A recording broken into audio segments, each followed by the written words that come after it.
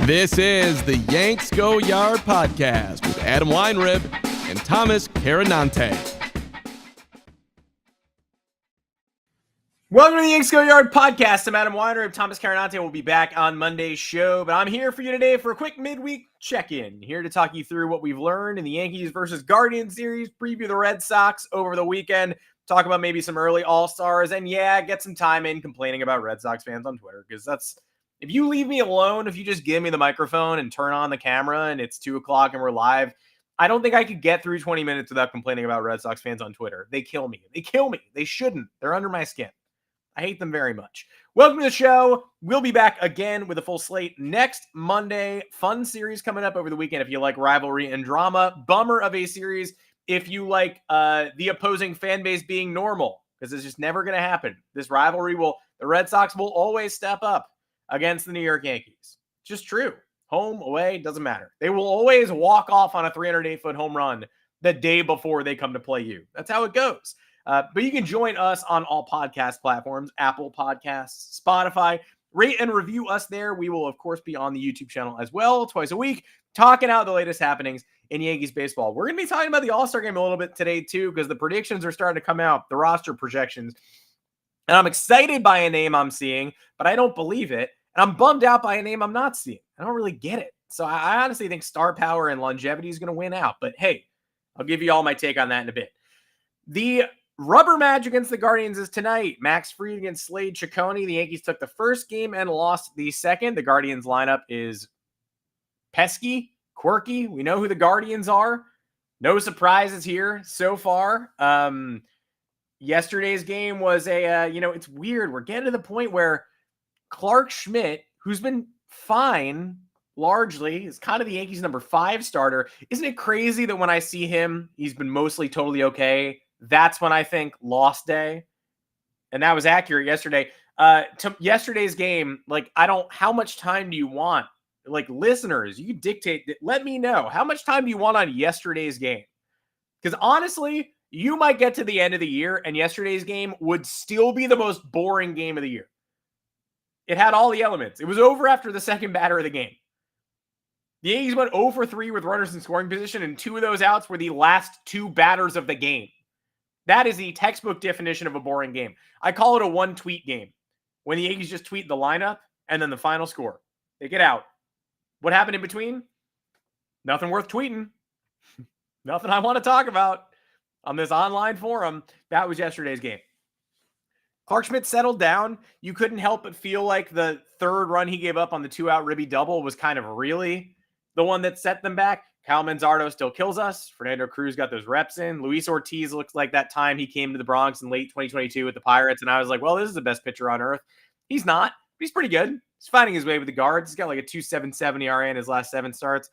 He's dotting 98 at the top of the zone. There's not much you can do. Sometimes the offense just takes the day off. I can understand being frustrated, but just killing the team over a random June 4th game against an AL Central contender, I don't have it in me. It's about tonight. It's about bouncing back tonight. Let's see what they got. I mean, yesterday, legitimately, right now, that's the most boring game of the year. See where we're at in July, August, September, and end of the season. But I'd be willing to bet that is the most boring game of the year. When we lay our heads on our pillows at the end of the year, we can look back and go, that had the least impact on anything that happened for the remainder of the season. It was very boring.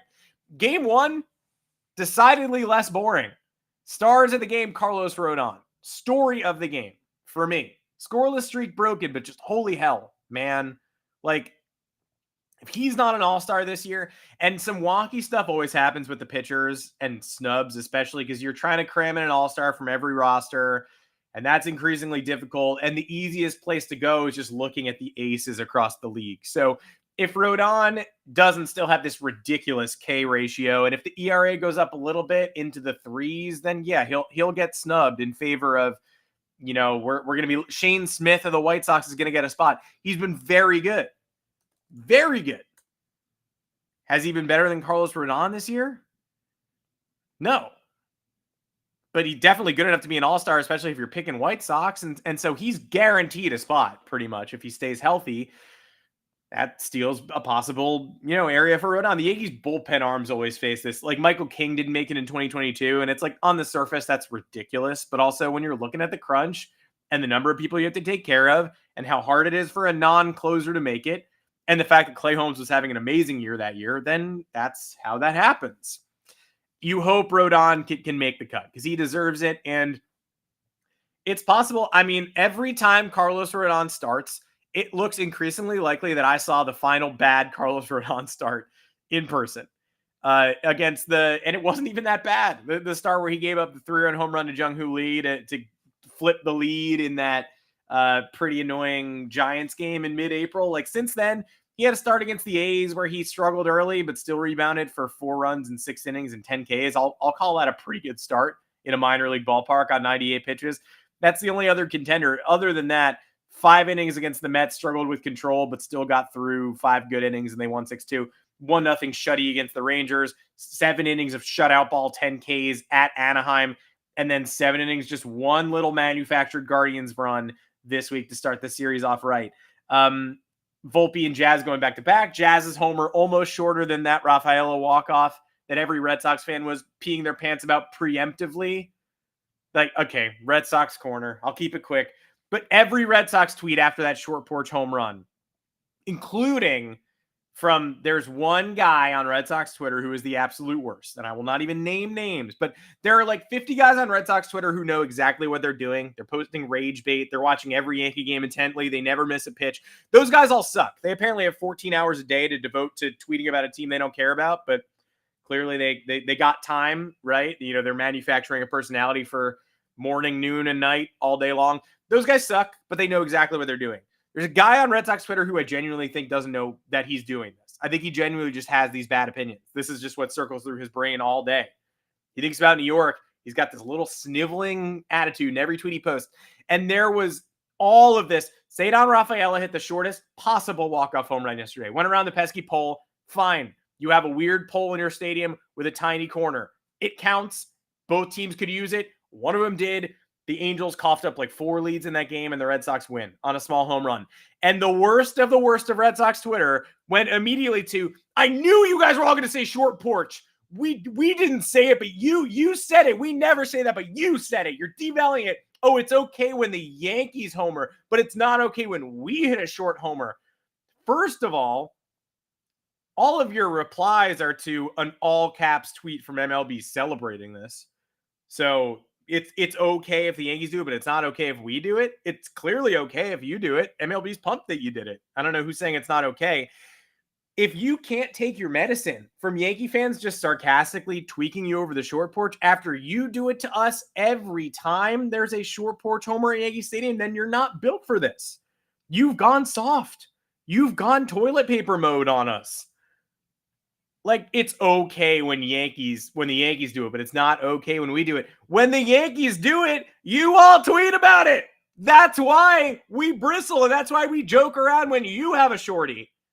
Because it's clearly not okay with you and your fan base when we do it. That's the only reason there was a little fun pushback yesterday. Should the home run have counted? No, obviously not. No, of course it should have. So should some Yankee short porch homers. But the freak out, the collective pre-freak out from Red Sox fans being like, oh, here it comes. When the Yankees do it, it's fine. But when we do it, it's a problem. No, when the Yankees do it, it's not fine with you. Read your own tweets. You're the ones who make it not fine. All right, moving on. No more Red Sox. We'll briefly preview the series, but no more Red Sox. Good job by Jazz getting back in the swing of things. It's a home run in this ballpark. Great job by Volpe staying on that. And then, okay, here's my hot take. And it's fair to be upset. You can be upset if you want. Devin Williams, not as bad as the box score looked. He got guardiansed. He came in with a 2-run lead, and he got guardiansed, right?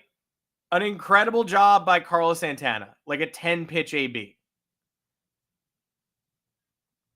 He tomahawked a high fastball into the gap, really high. Great job of hitting by an annoying hitter. Retired the first batter, got ahead in the count 1-2. Santana did it to him. Struck out Arias. Great job. Dribbler through the hole by Schneemann. If you ask me to power rank the most annoying hitters non-Red Sox division, Schneemann might be one these days. Just so many plinks and plunks through the hole. Plus versatile defense. He did it to the Yankees in a summer game last year where he was just diving all over the place, robbing them. Who is Daniel Schneemann? Now you should know. Now, if you add all the Red Sox hitters in there in power ranking, he's probably like 51st. But right now, non-Red Sox division, he's pretty close to number one. Manzardo's up there too. I see you, Guardians. Manzardo's up there too. But buckle down. Schneemann steals the base, can score on a single. Williams makes a good pitch. The bad pitches in that inning, 30 pitches deep. Yes, the Guardians frustrated the hell out of him, but he looked in control that entire time. The bad pitches were one high change to Bo Naylor that got fouled off. I didn't think he threw a bad pitch to Santana the whole AB.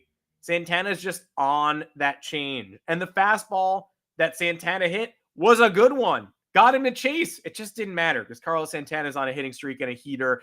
And no thanks to, I think it was Michael Kay who was like, he might be seeing his hitting streak end now. No, he didn't. He got a hit. Thanks, though.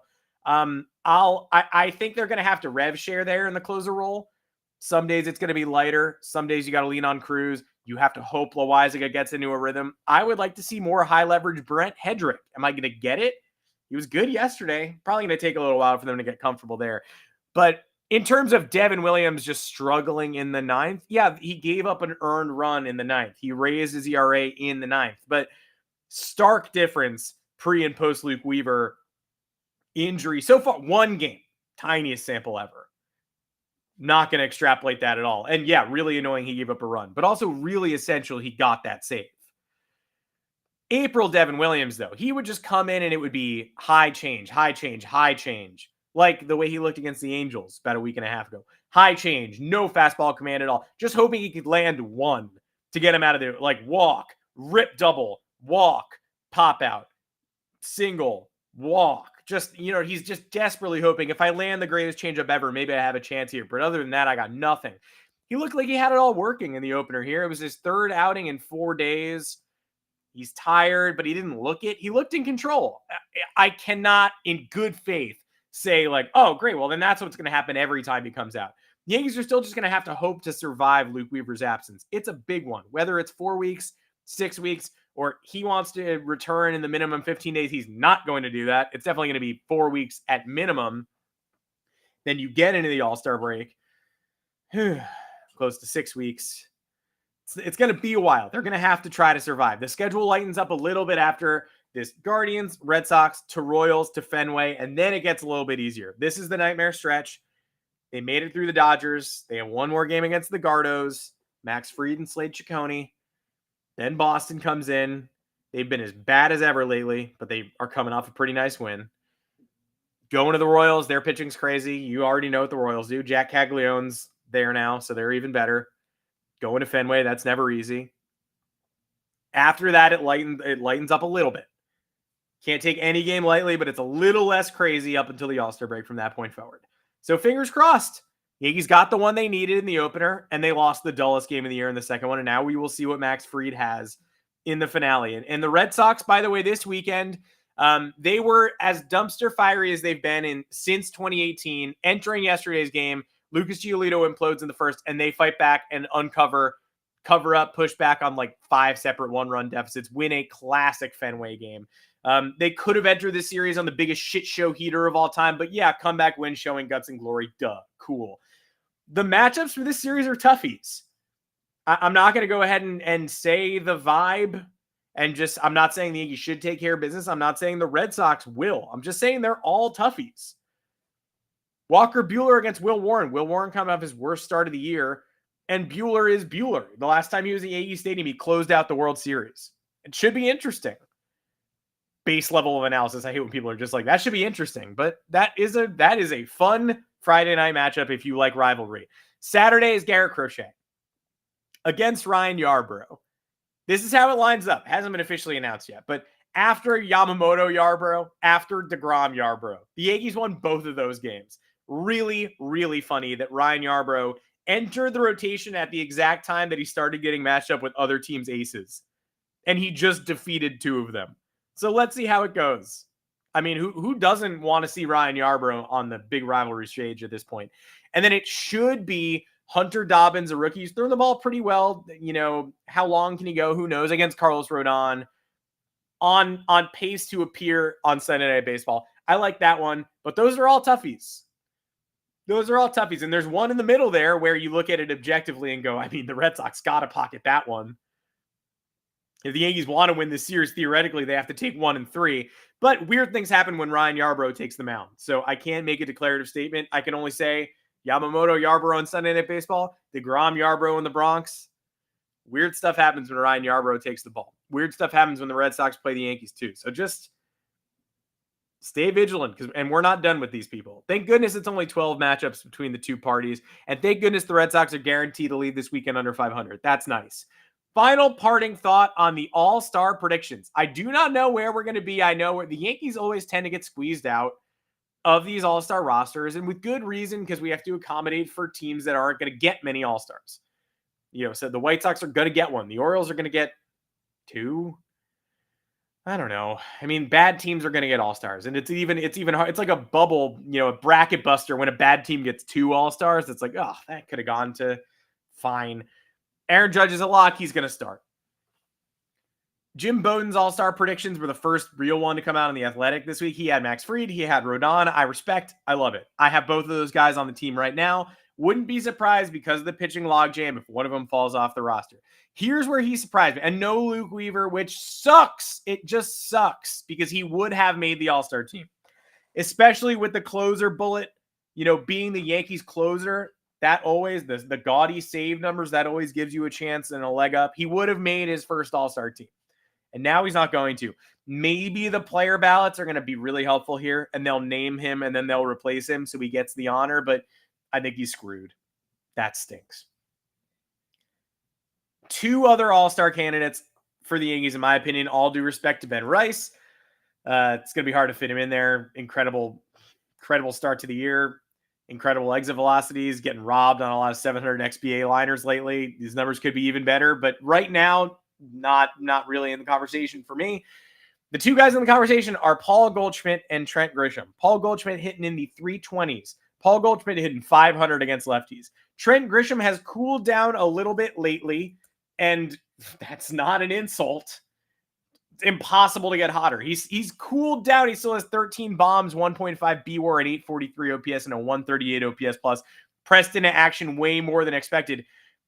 If you asked me which of these 2 people is going to make the All-Star team, I would say Goldschmidt standing out at first base is almost undeniable as a backup if he does not win the voting. And then Grisham as a 4th outfielder who, in the eyes of many, had a Linsanity run to start the year, is a much easier player to leave off. That said, Bowden left Goldschmidt off and labeled Grisham as his starter in center field. I would be thrilled. The biggest worry at first base is who the hell is going to go for the Rays? And it's going to have to be Jonathan Aranda at first. And look, deserving as hell. 165 OPS plus, 326 average, 2.4 BWAR already. The numbers, the power numbers specifically, only 1 more homer than Goldie, but OPS, he's like 70 points higher. WAR, he's higher. I mean, Aranda over Goldschmidt, it's going to be really tough because I don't know who else you're taking from the Rays. So if you're taking Aranda, then yeah, it gets harder. I mean, you're probably taking Vlad Jr. Are you taking Spencer Torkelson? Bowden seems to think so.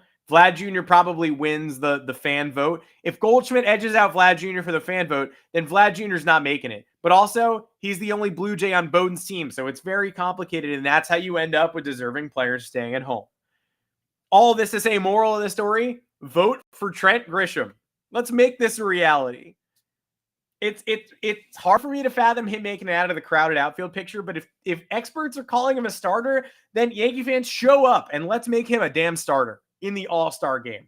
What a rise that would be. Thank you for joining us again. Adam Weinrib on the Yanks Go Yard podcast. You will see us right back here Monday afternoon. Thomas Carinante will return 2:00 Eastern to recap a Red Sox series. I hate these Red Sox series. You see how worked up I got about a random bunch of tweets. Obviously, I hate when Red Sox fans are talking about stuff, right? Red Sox fans talking about stuff, probably my least favorite thing on earth. But you'll catch us right here on the podcast after the Red Sox series, and then one fewer Red Sox series on the docket. So look on the bright side. Maybe take care of business at home. Yankees, it's a tough slate of pitching matchups. This is what the people pay for. This is what the national audience wants. We're going to give it to them. 3-night games, Friday, Saturday, and Sunday. If you're in the Bronx, be fucking loud. All right, for Thomas Carinante, I am Adam Weinrib. You can catch me on Twitter at Adam Weinrib. You can catch us at Yanks Go Yard FS or on yanksgoyard.com. We'll be covering the whole weekend's worth of action. Until Monday's show, take care, everybody, and go Yankees.